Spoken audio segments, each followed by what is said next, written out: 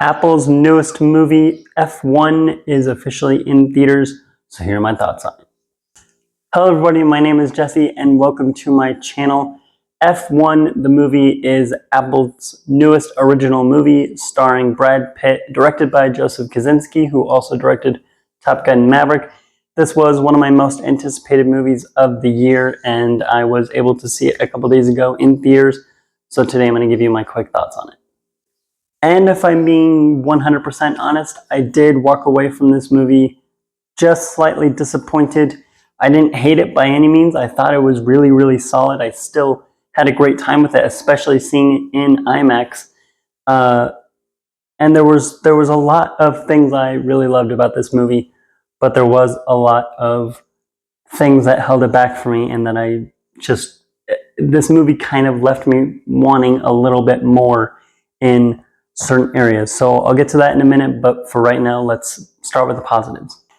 And by far the biggest positive for with this movie for me was, on a technical level, everything works. The cinematography looks incredible. The Hans Zimmer score is awesome, and just every racing action sequence is really well shot and really cool to see. This movie is certainly worth seeing in theaters. See it in IMAX while you still can before it just goes to streaming on Apple TV. You won't regret it. This really is a movie that is meant to be a theater experience and is made to see on the biggest screen possible. That really was, that part I really enjoyed about it. I think, honestly, if I hadn't seen this in theaters, I may not have liked it as much. I think the experience of hearing the music, the sound of the cars rumbling, seeing the different shots, cinematography that they were able to capture, seeing it on a big screen did kind of elevate it in a way for me. So every technical aspect of this movie is awesome. Brad Pitt is, of course, fantastic in this movie. He has that charisma, he has that cool guy swagger that you kind of know him for and expect from him at this point. His character exudes that from the first moment we see him on screen. He just has that confidence that you want from him, and it totally 100% works. His character is great. He has a lot of fantastic moments. But unfortunately for me, I think Joseph Kosinski's strengths kind of stopped at the technical level. I think when it comes to character development and the story, it really didn't all work for me. Like I said, I liked Brad Pitt's character, but that's about it. And it's just because he's Brad freaking Pitt, and I'm a gigantic fan of Brad Pitt in anything he's in. So if it wasn't for him, I don't know if I really would have cared about any of the characters in this movie. Damson Idris does a solid job with his character. He and Brad Pitt have some okay moments where their two characters are kind of clashing because they have different points of view, different ways of seeing things. But overall, I didn't really care about his story. I didn't fully care if he won or lost.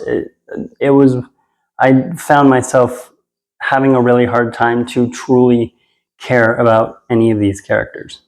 One thing I really noticed about this movie, especially on a story level, that kind of held it back for me is if you saw Gran Turismo that came out a couple of years ago in 2023, this movie felt like it tried to do everything that movie did.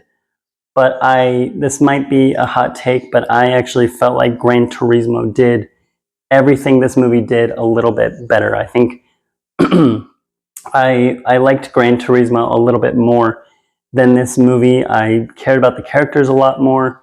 I think it's the same kind of story, you know, a retired pro kind of comes out of retirement to mentor this new team of rookie hotshots, and it's the same kind of underdog story, but for me, it just felt like it worked a lot better in Gran Turismo. And maybe it's possible that it's because I saw it in Gran Turismo first, and it felt like this movie was just rehashing that to me. But that was a problem for me that I noticed.